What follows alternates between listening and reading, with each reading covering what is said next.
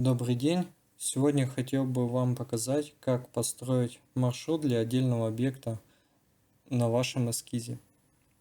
Этот способ можно также применять как основной для построения объектов. Итак, приступим. Заходим в файл, в DXF восстановить. Вот эту галочку убираем. Вот. Звезда. Тут у меня уже подготовлен файлик. Итак, к примеру, нам надо вырезать только вот эту звезду внешнюю, чтобы она получилась у нас. Для этого заходим вот под меню «Порядок резки», нажимаем, и самое первое, следующий маршрут.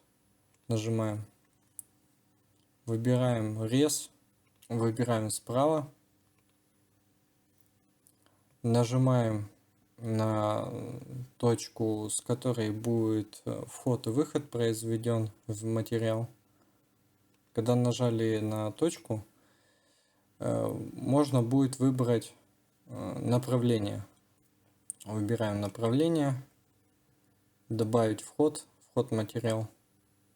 Я выберу четверть окружности. Вот, допустим, 5.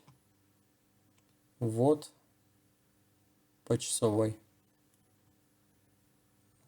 Добавить выход, четверть окружности, 5 по часовой. Нажимаем Escape. Заходим вот на эту иконку. Это вывести NC-код.